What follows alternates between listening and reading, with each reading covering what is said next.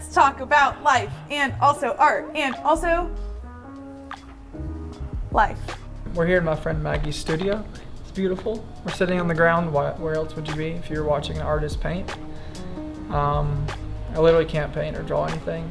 Painting, are you feeling inspired by the things in the room in your life, or are you just like totally in the zone? For the most part, I'm in the zone. Sometimes it depends if I'm like listening to something. Like sometimes I listen to books and then I love listening to books on creativity while actually painting, because then I'm like actively thinking about a process and or like about what I'm doing, but not actually what I'm doing, you know? Here we are. We're here, we made it. The interview. Tell everybody where we are. It's the home of Maggie MacDonald Art Emporium and artistry, etc. It's incredible here. It's my first time here, so I don't have to like fake it like, oh my gosh, I've never seen it, but like I really have never seen it. Well, welcome. Something I was interested in is like, did you envision all of this? Or did you just like stumble as you go and here you are? Because like some people are like, I knew that I would be and have my own studio, here I am. Or it's like, I just started painting. And so like, where were you at? I think I'm kind of a 50-50 maybe. Like, okay, so I sold my first big painting when I was like 15. For how much? Like $450. And when you're 15, that's a lot of money. $450 is a lot of money. It for was like a 15-year-old. It was the big painting at my little booth, and my mom was like, I don't want this one to sell because it's like my favorite. Like I want this for myself. And then someone bought it, and I was like, oh my god. Hey, Mom, oh my god, Mom, I'm gonna be an artist for real. Like I'm gonna do this. So then after that, like big sale, I just like, oh wait, I can actually do this. Like this could be like actually what I do with my life. You knew that at 15? Yeah. That's awesome. That's all I've ever wanted to do. That's really cool. It's like I've always been creative. I've always wanted to pursue a creative lifestyle, which is like the thing that everyone says. But after I like started making money with art, I was like, oh, this is like a real thing. Like people can actually, you can actually do this. Like it can be, it can like your creativity can provide for you. And I think a lot of times people are like afraid to like expect that of like their creativity and of their talent or anything. But like, I think it's kind of a bold thing to like step out in faith and be like, I've got this thing and like I'm gonna entrust it like with my future, you know, like this is. I've been reading a lot about comedians lately, and they always talk about how they're really great comedians because sometimes their life is like not that great and not that really interesting. Mediocre. And so my question for you is, if you had it all together, would you be a good artist? And do you think a little bit of the madness is necessary? Absolutely yes. I definitely don't have it all together. I feel like I am lacking in a lot of areas, absolutely.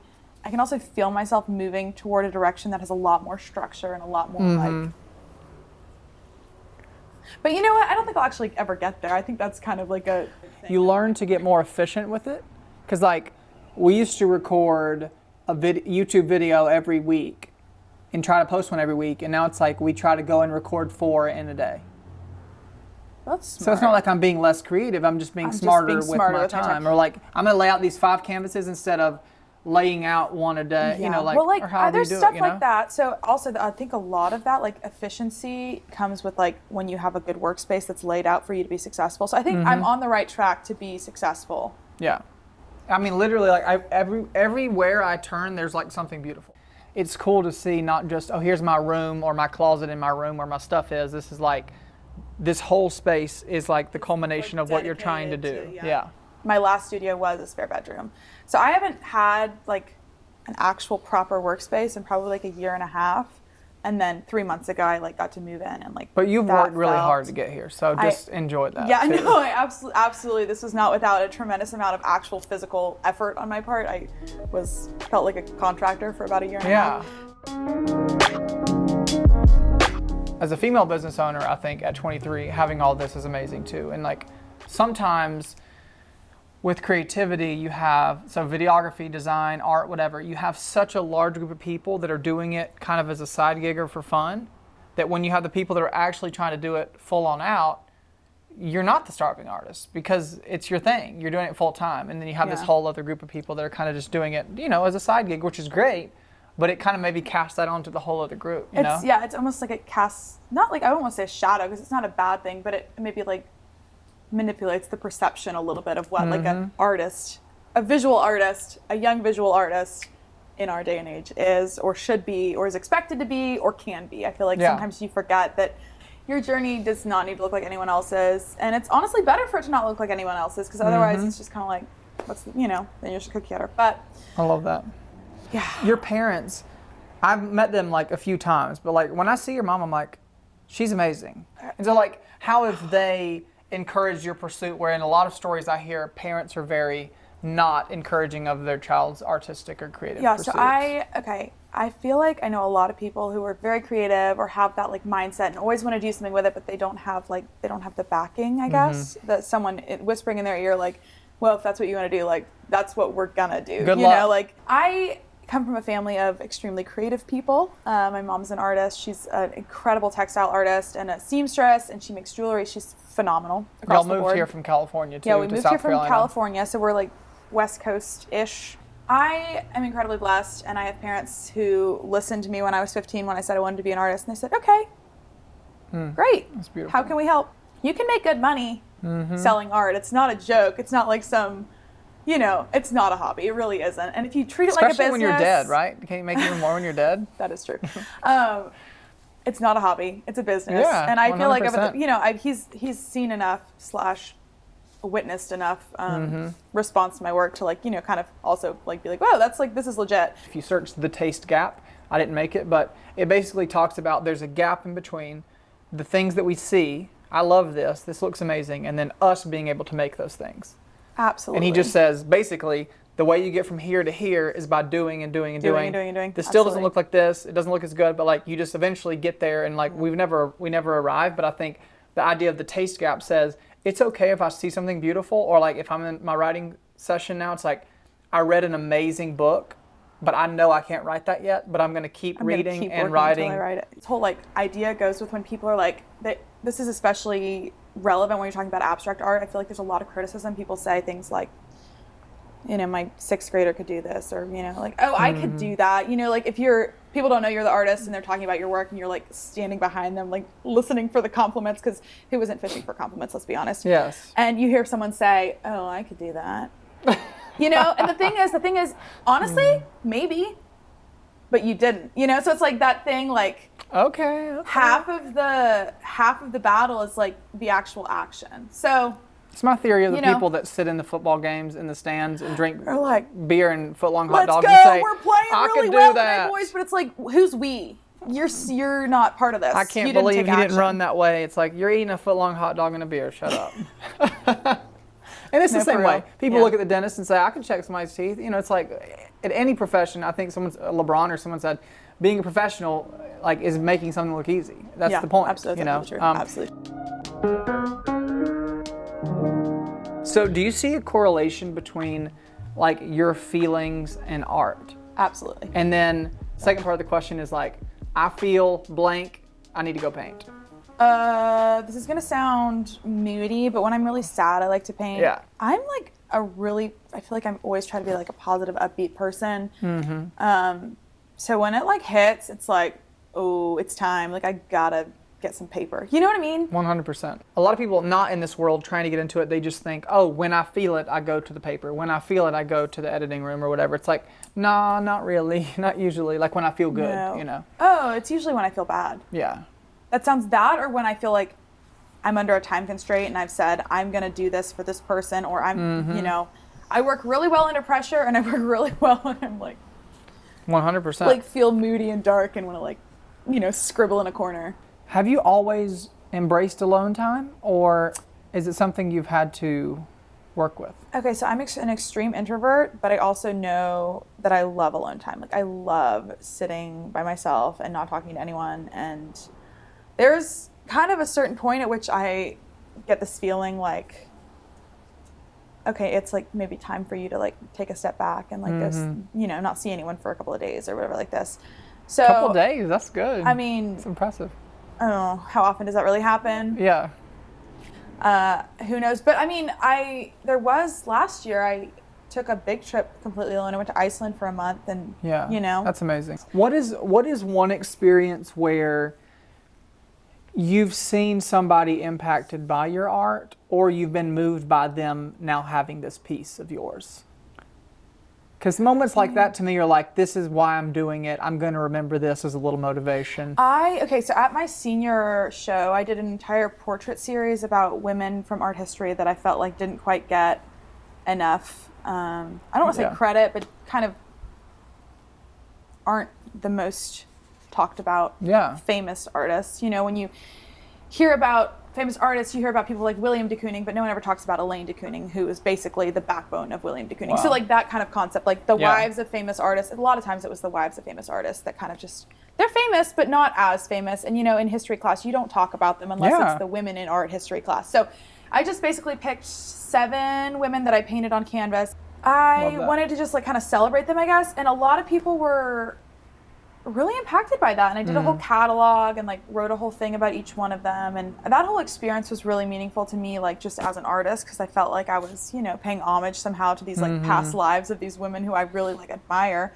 And I had a lot of people come up to me and say things like, oh my gosh, I had no idea, like thank you so much for doing this, like this is a big deal, that like especially like, you know, in a small town where like where we live, like it's a big deal that I got to participate in something like this. I had one person come up and say, this is the absolute best art show I've ever been to. Wow. Not because of the art, obviously the art is beautiful, but because it had like it was packed with meaning. Like I felt like every single thing that I did was like had you backed with some sort of like, you know, there was some meat to it. You feel some compliments differently. Yeah, that was, like if I say that's good, you're like, thank you, Jordan. But like there's something I could say that would make you feel it deeper. If you looked at this and said the color balance on this one is especially whatever, I would say, yeah, I agree, thank you, and that would mean a lot to me. You would feel it, yeah. Because the color balance on this one is... I'm not trying to be arrogant like we don't appreciate all compliments, but sometimes when someone's like, man, your work's just so great, I'm like, thank you. There's but a difference between someone who wants to say something nice and someone who gets what you're doing is different and makes like an effort to say something that really like 100% hits home or like resonates with you, I guess. 100%. Something I've had to learn, which is definitely interesting, is like, what's it been like to sell to more wealthy people in certain scenarios? Because for me, that's a good question. As it's starting out, you're just like, everybody wants the deal and everything, and then you get to this other market occasionally where it's like, oh, this person doesn't care about money. They want to talk about the piece, and they're not thinking about money like we think about money because we lived in a normal life, you know? That experience for me has been honestly not eye-opening. Transforming. It really has changed the way I think, and I think that, or how I think about my work and how I view my work and how I talk about my work. A lot of times I feel like the way that you talk about your work kind of like draws in either those people or 100%. repels those people. So after, let's say I sell a painting to someone who I can tell, you know, really it's not about the money at all. Or a lot of times in these big cities, I drive a panel van, and in big cities people take the subway. So, you know, if someone buys something, I'll say, oh, by the way, let me make it easy on you. I'll deliver it to your home. So that's kind of like a twofold for me, because one, I feel like I'm doing something extra, you know, going the extra mile for the buyer. But then also I get to kind of see like where the piece ends up, which is always fun. So I've been in some pretty, I love that. Pretty homes. It's liberating. That's the word. It's liberating because then you're like, this is the amount of money I need to make for this, and I'm not going to be embarrassed because there is someone out there who's going to value this work at this mark. And once you learn the money's out there, you're like, now it's my job to just create. Yeah. The money's there. And I think I'm not huge on the whole like manifesting your future. I do have a lot of friends who are. Shout out to them. I'm proud of you. You keep it going. But I do think that your mindset absolutely creates 100%. Your reality. And if you're going to look at this and say, this piece is worth this money exists in the world, there's a level of like almost embarrassment that artists feel. I think they're like, oh, it's not good enough, blah, blah, blah. And I think that having someone buy something at a certain price point and then driving it to their gorgeous mansion in Chicago, after an experience like that, you kind of just are like, okay, first off, I'm good enough. Second off, this is going to happen again. Third off, we're moving forward. Prices 100%. Are going up. We're expecting more in the future for our work, and we're expecting more in the future for ourselves. So that's kind of what that did for me. Yeah, and I think if it's the person that's trying to sell a $50 painting or $50,000, it's like knowing your worth. And like as an artist, as a creator, being like, this is what I'm worth. And I understand everyone's not going to pay that, but I remember the first time I started charging more for certain things, it just, you feel ashamed at first. You're like, oh, I'm not worth it. But then at some point, once someone is like, oh, is it extra if I do this? I'm happy to pay. And then you're like, oh, wait. And then they don't ask how much. They're not mad. They're not mad at me. They don't hate me. Like I used to be like, this person is mad at me because they don't want to pay this money for this thing. They want the best. They want the best. What's that about? What's that? Like, who told you that you were allowed to feel that way about yourself? That's ridiculous. It's weird. We expect that we're not allowed to be worth this certain 100%. whatever. So this is kind of a little speed round. Okay. What would you say to this person? Occasionally when I have free time, I think about wanting to paint, but I never have. Buy the markers that you can fill with paint. Yeah. You know, like the little brush things? Yeah. Fill them with liquid watercolor. Get yourself a sketchbook, but not like a sketchbook from Michael's, Marshall's. Go to like Michael's and get like the paper that's super thick and like it's got some grit to it. Mm-hmm. Then leave them out. And when you walk by, sit down for 5 seconds, Love do that. something, then keep walking. You do not have to devote an entire corner of your house. You do not have to devote an entire hour of your The third day. bedroom. You do not have to build an addition Before in you your paint attic. anything. You don't have to finish out your crawl space. But if you want to pursue a creative life, having materials that are actually in your way, staring at you, not expecting like some enormous canvas to appear. Just, you have to start small, but buy materials that feel good. So like, I love that. buy good paper. That's my thing. Buy good paper, you know? I want to be a full-time artist, but my parents say to get a real job. Is your mom going to live your life for you? Answer, no. Your parents aren't going to live your life for you, so you have to do what's going to make you happy. And if that breaks up the family, then I'm so sorry. What's funny, first of all, is that usually people don't like spar with me in conversation. They just like wait for me to say the next thing. But like, you've been sparring. You just like pop in. You just say it. I know. I feel like I've been talking over I don't you think this I ever whole need to do that time. again. And I think the cool thing about being here is that there was some good things that happened this year. I've had multiple friends that have done some great things, and I think it's cool to see like Absolutely. proof that you can do it, and that when you started painting at 15, it was not like I'm gonna whatever, but like you just started painting and like you had ideas and dreams and goals, but then you just kind of stepped in with a little encouragement or whatever you want to say. So I would like to say, if you feel sad and like no one gets you, you're probably an artist, number one. And I love that. number two, find people that are gonna champion you. And if you don't have someone, reach out to one of us, because we'll be happy to talk to you for sure. I know you would for sure cheer anybody on. But don't give up on it, because even if your parents don't think it's what you should do, even if your Aunt Lucy is saying mean things at Christmas, the life that you want to Aunt lead Lucy. is out there. And if you do not pursue the life that you want, you're not going to get the life you want. And that's This sounds just like some manifestation. Now that's we're just talking. honestly depressing. I say that and all if the you're a time. creative person, that's like the absolute worst thing you can do to yourself. So don't do it. Pursue your dream, pursue your creativity, believe in yourself. Absolutely you can do it. And if it's not happening today, work day by day by day by day until you feel like you can put forth something you're proud of. I want to do it for less for like what's going to be on the page and more for just mental, let me just do something, mental clarity. Yeah, etc. Especially painting, drawing, all of that is a phenomenal outlet. So I love support it. I support it. We did it. Good deal. You're an amazing person. All right.